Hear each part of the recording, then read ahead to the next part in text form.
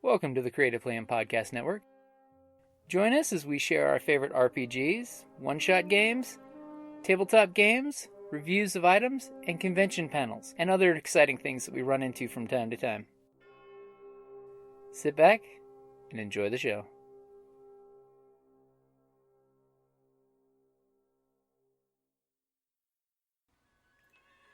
Hi, this is Kellie, aka Trixie from Ragnarok and Roll, a Scion to Ragnarok story, and Tilda Wimblewick from D&D Journey of the 5th Edition. First off, I would just like to say thank you to everyone for listening to our varied adventures, as well as for rating us on iTunes and RPGpodcast.com. If you haven't rated us yet, we would greatly appreciate it if you could. And if you're looking for more ways to support our efforts, we are now on Patreon, a great site where you can help us continue making more podcasts, as well as some special surprises for our patrons. If you can, please look us up at www.patreon.com/cppn. Every little bit helps. And again, thank you for listening. Hey guys, welcome back to Creative Plan Podcast Network. Woohoo! It is hashtag RPGaDay 2018. Now the 5th year, this August, we're again asking tabletop role players everywhere to tweet, blog, YouTube, Instagram, Tumblr, and Facebook their hashtag RPGaDay answers to celebrate everything cool, memorable, and amazing about our hobby. Woohoo! Yay! And we got a couple new voices on, which will be nice. Some that we haven't heard in forever, Sandy. Even though you have a cult following in Scion still. Oh, yes. Well, oh, yeah. Let me tell you. He kept pushing me to use my mind. And then she scared everyone in the house. I'm like, oh my freaking God! Yeah. She took it to a dark place. He shouldn't have asked. So, for August the 8th, the question is, how can we get more people playing? Oh. That's a good question. That's a good question, isn't it? We should introduce ourselves. We should. So go around the table and introduce yourself. My name is Kellie, and I would say one of the best ways that I find is when the local game stores have, like, one-shots for new players to learn new systems. You know, like with the game days? Yeah. I think that really helps because people who are, like, want to try it but have never done it, they'll feel more comfortable, you know, and it's like not feel pressured to, like, oh, well, everybody's already in a group, you know. And if you have these one-shots or literally saying, hey, this is, you know, learning an introductory system, I think that will garner more new people than just going down to the game store, or, you know, because it's hard for, especially if you're new, to find a group, to find the nerve to, like, you know, jump in. It can be intimidating. So having that type of specifically geared event for new people will make them more comfortable. That's a good one. So you heard that, game stores. Have more game days. Bribe more GMs to come run the game days for you. Woohoo! So, Sandy, you're next. You have any suggestions to how to get more people to play? Introduce yourself, and how would you recommend to get more people to play RPGs?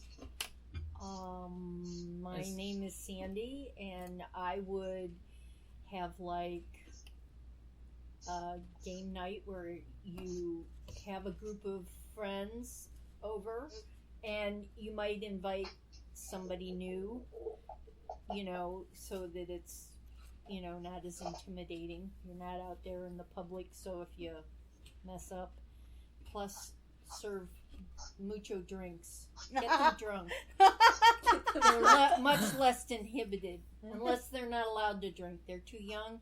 Then I would say, hop them up on candy. the illegal addiction. Yeah, sugar, the other way. Yeah. No. I think, you know, doing it at home is less intimidating for some people, and, you know, then you can have fun in a safe setting. That's a good one too. Okay. So invite a new person game night. Right. Yes. A lot of have the same group all the time, but maybe invite somebody's child with them. See, there's a and good get one. them, Start them early. involved. Yeah, Start 'em them young. early. Start them early. Start them early in RPGs and sugar. Hey. Yeah. Mountain Dew. The gateway drug. You ain't got any Mountain Dew? For those who've seen that movie. That would be good. Hey, also, it's My turn? D&D is good for learning math skills. Yep. Yes, that's true. Yeah. That Evie. and Yep, Evie, Cards. it's your turn. Don't forget to introduce yourself. I'm Evie. I'm Skyping in. And Evie, you are a maker extraordinaire, a crafter, a steampunk. Where can you be found online? Where can I be found online? I can be found at steamsisters.zibbits.com is where we have our booth, where we sell stuff. I've just been changing stuff over and product over. Some things are on, some things are not, but it's always changing. I was really lucky that I get to start doing it by playing with a bunch of experienced gamers that are willing to train a newbie. That's right, you were new. Yeah. Yeah, she's very new to it. Her I'm half very orc. new to it. I'm still learning. I'm really lucky that I was brought in by some freaks. So maybe a good way to get new people involved in it is be open to having a new person for each adventure to teach them how to play and to help protect them while they're really young and new and level 1 and all that crap. kind of help shepherd them along. Bring people in. Yeah. I think if you bring 4 or 5 people into D&D, you should get a free toaster. Oh, There you go. man. Jim, I you like the idea of having game stores have an intro night. That's really good. And have if game stores have like a bulletin board of gamers that are looking for games to join or groups to join, that would also be good. I know my son's been having a really hard time finding a group to play with. And there's not a whole lot of game stores down near him in Oceanside. And he's been having a hard time finding people. And he was very upset that I'm Skyping into a game without him. Aw. Well, I go, honey, we can only Skype one person in at a time. And you're in Oceanside, you'd have to Skype in 2. Yeah. There is this thing called Roll20. It's a virtual tabletop where Joclyne could wear her headphones and play. You could wear your headphones and play. Kellie could probably steal Sandy's computer and play. And we could actually play online. I've heard about that one, about that particular game, of the online game. Uh-huh. And that it doesn't work quite the same. I know Shay plays on it. I prefer to roll my dice. I mean, the thing about Roll20 is I think it would be fun occasionally, but I For still a dedicated game, it's better to have the interaction. I still love our nights together when we drink and eat pizza. The thing is a big part of the whole gaming thing is getting together with a bunch of friends. Right. It's the social aspect. It's the social aspect. That's a huge part of role-playing games, which makes them far superior to any MMORPG out there. Mm-hmm. I mean, I play video games. I have a needle. Yeah. Okay, I have one greasy hand and a soda in the other.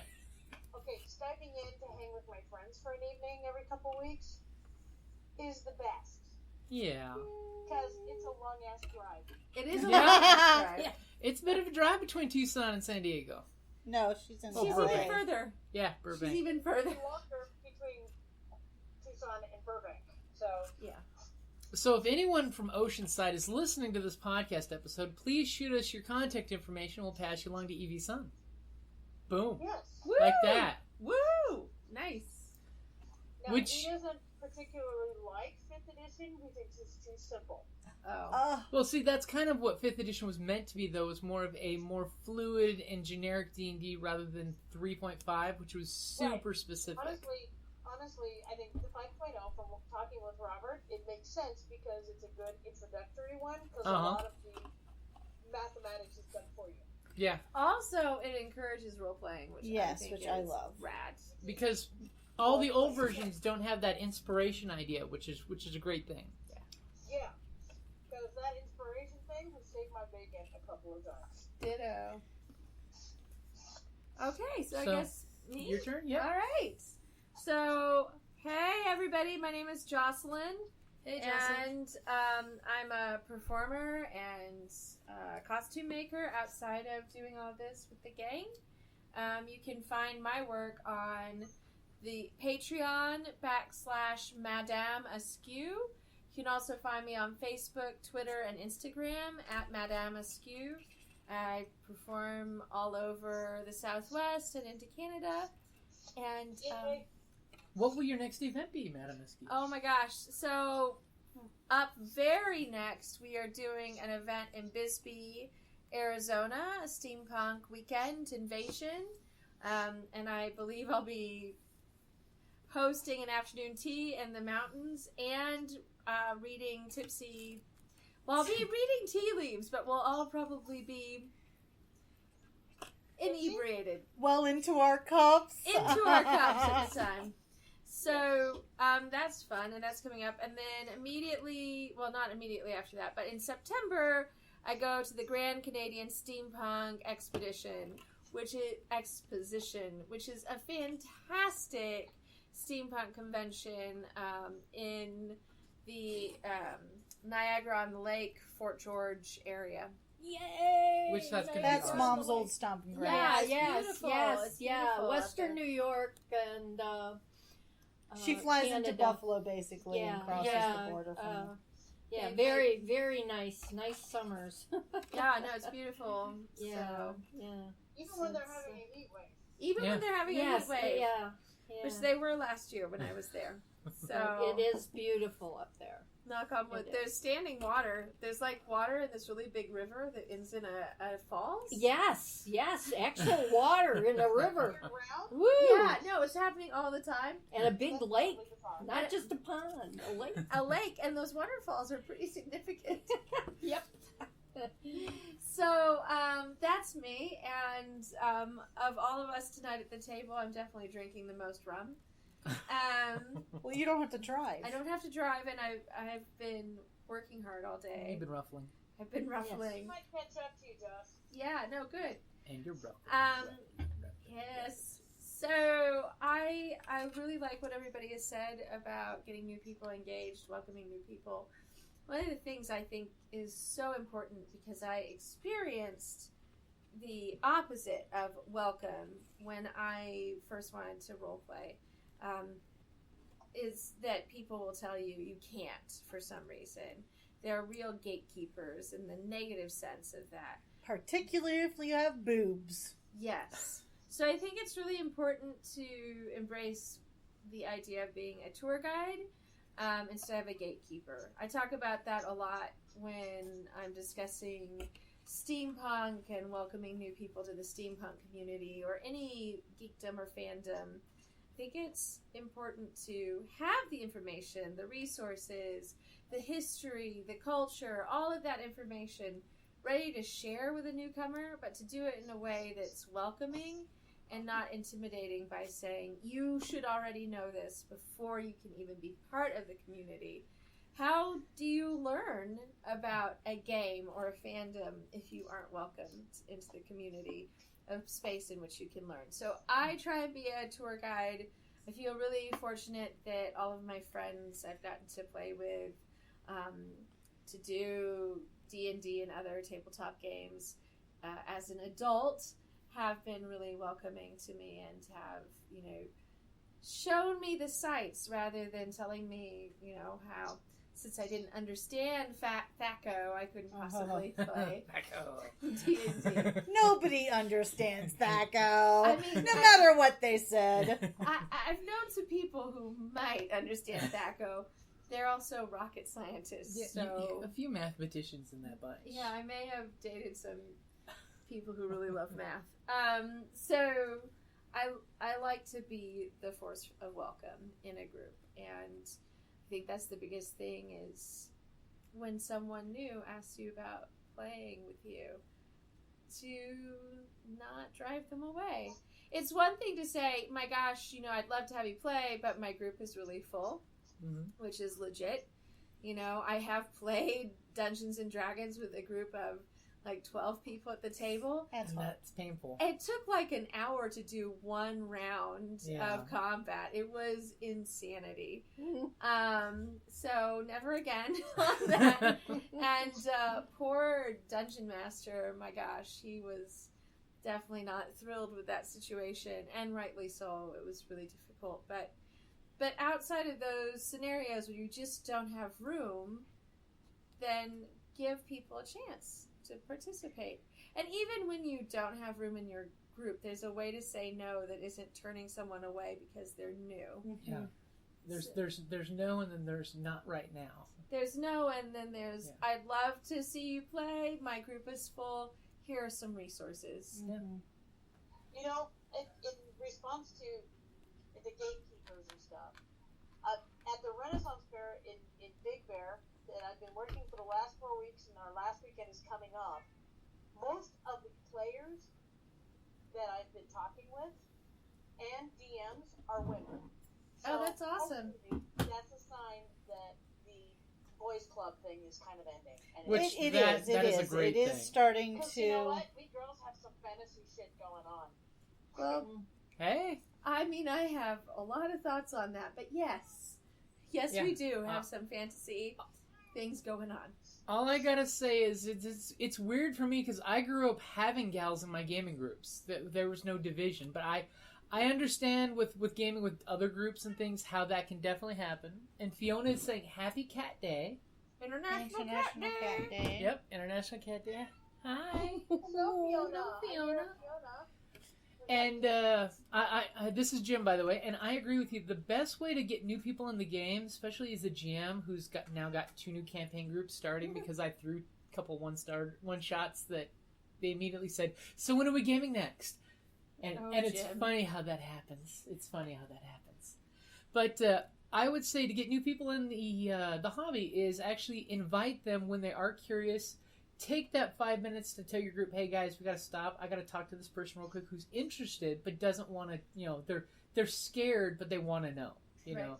Because a lot of times at the game store when we do open gaming tables, like the Sunday Star Wars game, we always have somebody that pokes their head in and we're like, immediately inviting them, no, ask questions. We can take a few minutes. Remember when we had, when we were doing our Saturday morning game at the mental ward, this Tucson guy Games and comes Gadgets. in, and it's like I'm meeting a group, like what? He'd never met them before. So it's like, yeah, you can sit down and watch us play. Yep. He actually then found his group Later that day, but instead of joining them, came back to watch our group because he thought we were so entertaining. And I'm like, and then he started playing with us. By having me play a non-player character. Yeah, I mean, you can always throw that out there. Like with the Star Wars games I've been running some one-shots at the store with, I actually offered, if you want to, sit down, you can play an NPC droid at the very least. You can blend in for one game and see how the game works. And definitely, even though this is about getting new people into it, try different gaming groups because not every gaming group is exactly the same. no, you might be more comfortable with a Right. different one, but It's like every fandom, try different things. And try different games because not every player is for every game. And not every game is for every player. That's true. well, 'Cause and I plus like they're- I like Scion much better than I did Dungeons and Dragons. Sorry. It's okay. No, it's an opinion. You are allowed to it. No. I I like the Scion. You're talking to one. 4 people that like Scion a Yeah, lot. love yeah. Scion. I really enjoyed that one. I'm a White Wolf girl. That's like my system that I love so much. So White Because Wolf it's a made great, Scion. it's that whole storyteller system. Yeah, well, 'Cause- I really enjoyed Hi, that. Fiona. But I would definitely say invite people to play is a great way of, basically let people know that you're open to run games for them as a GM. I mean, it's work, but definitely be open to inviting new people to game because you never know what friends you're going to make for life. And you never know what new GMs you might actually invite to your table and they're like, I don't like playing, but I like running the game better. right? For more narrative control. Well, and Or the illusion of that, at least. that speaks to how do you get new people, new GMs? And Yeah. it's just Yeah, Invite that's the people to harder. give it a try. Uh-huh. And I think if you've been a player for a while, it's intimidating being a GM. Mm-hmm. Give it a try. Do a one shot. Like, Yeah. I was really nervous the first time I agreed to be a GM. I was positive that everybody would judge me. Maybe they did, but they didn't say anything. And everybody had fun, so it worked out. Yeah, pretty much every GM has that insecurity of, I don't want to suck. Or, my idea is not cool enough. Or, oh man, they're gonna judge She's every very time I finicky, fub a so don't rule. be But you know what? As a GM, careful. with you backwards learn elbow. to just not give a crap. and put on as good a game or a show as you can. I Well- think as long as people are having fun That's the important is thing. what really matters. And also, if you know that this person is a brand new GM, and you know what, and they ask you for suggestions, be helpful. You know, give Be positive, constructive. feedback. Don't just say, "Well, I didn't like this." You know, Yeah. basically, be nice. You know, we want to encourage more people to GM. I mean, that's Give them that free dose of crap to start with. Uh-huh. Right. Yeah. Character background is great for GMs. And also, like, if you want to get new people playing, then you may have to take the chance on being a new GM Yeah. to make a new group for your friends who are new to playing. Because there are limited groups and there are limited GMs. So you may have to start your own group to introduce new people. And pretty much in closing, I'll have to say the best way to invite new players is to talk about gaming, to talk about how cool gaming is. Because when you tell people, hey, I game, all of a sudden you'll be at work with a game book on your desk and somebody will say, oh, you role play? And it's amazing the kind of friendships you can make, you know, with coworkers and friends at school and things when they realize you play too. Because part of our hobby for a long time there during the whole Dark Ages was a very closeted basement thing because people were judged, as Evie has her player's handbook out. Aww. You got a Yeah. player's handbook. Congratulations. Oh my god, you got your first player's handbook. It's a very special moment in a girl's life. It is. But you're right. There was a stigmatism of it was attached to paper gaming. Uh-huh. right. It was like, oh, well, you know, you'll be this You're that virgin weird that will dorky. never have Yeah. a girlfriend for their entire life because they were all guys. Yeah. That's part of the stigma, you know. Even it's Stranger like, Things broke that stigma. yeah, They put a girl at the gaming table yeah. Oh, yeah. from a certain point of view. But Does not hurt to have a girl yeah, gamer. so in now, Oh, hell no. a piece of media. it's like, you know, and patience. Yeah. Patience Always be for- patient with new for players. people asking questions Because we were all new at something once, and that's one thing I do know in a lot of gaming groups. A lot of folks don't have patience for the new person at the table. Always be patient with the new person because once they feel comfortable, you'll be amazed what a badass role player they can become.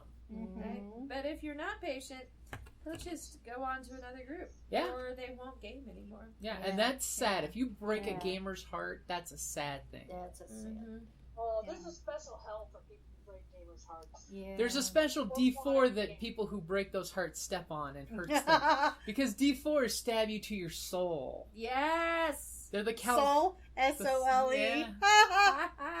Sorry, couldn't resist. Yeah, you're welcome. It was a good setup there. Alrighty, guys. So I hope that helps. We've all given you great ideas on how to invite new players. Also include, you know, your boyfriends, girlfriends, kid sister, kid brother, Grandparents. Grandparents. Yeah. your mother. Your mother. Yeah. Your mother. 'Cause could somebody be a even- badass role player. Because in Ragnarok and Roll, someone even invited their mother to role play. Yeah. And she's one of the scariest characters on that boat. Yes, she was. We have to do more Scion. Just saying. Yes. Just gonna throw that out there. Yeah. So that's gonna wrap up. How can we get more people playing for August the 8th? Woohoo! Dice buttons, Woohoo! which they have sold. That's awesome. And the octopuses, I don't know why. I mean, Because they're cephalopods, and cephalopods make people happy. Yes. Yes. It's true. It's true. I have to make a custom tentacle for someone. Oh, specific colors, so I have to finish that up tomorrow. nice. Because you are super, super crafty with your custom buttons. That can be found Well, where? I keep telling people, it's like, you work hard on putting together your costume for events, and then you put ordinary, boring buttons on there. Yeah, Evie, why don't you give us the location of your online store? Basically, if you go to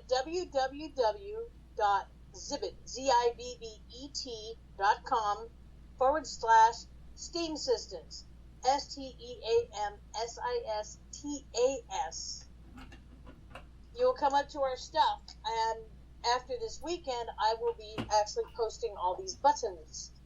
Octopus buttons, hopefully dragon buttons and medallions, dice, bolts, screws, gears, and tentacles, Yay! and dragon tails and mermaid tails. Mermaid Which- tails. Cool. Yes. I've just been tooling my first ever mermaid tails to take with me up to Big Bear Renaissance Fair, Nice. California. This weekend coming up is the last weekend of the Big Bear Renaissance Fair. We do have a booth up there, and we're doing the kids' craft area. It's a very small fair. It's quite lovely, and it's about 20 degrees cooler up in the mountain than it is down here. So if you're in California, please come on up. Saturday and Sunday. Big Bear, California. Always a good. Yeah. Down in the depths of the mountain, we dwarves spend our time forging powerful weapons, mining precious gems and metals, and feasting like kings. But after a day of digging for the next Arkenstone, this dwarf likes to come home to a package full of loot. Dungeon Crate is a monthly subscription box service forged specifically for RPG and tabletop gamers. Miniatures, dice, tokens, coins, maps, modules, terrain pieces, handcrafted items, RPG jewelry, and more are yours for only a few gold per month. You even get a digital crate along with a physical one as an added bonus. So are you brave enough to reward yourself with a Dungeon Crate? By Morden's beard, I hope so. DungeonCrate.com. Let the adventure begin.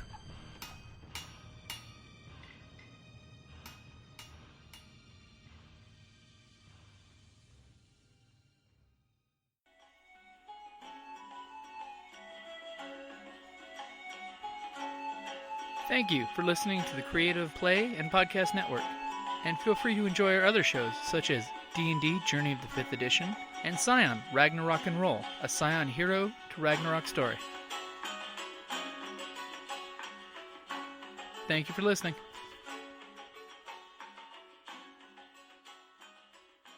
So Evie, we have a question.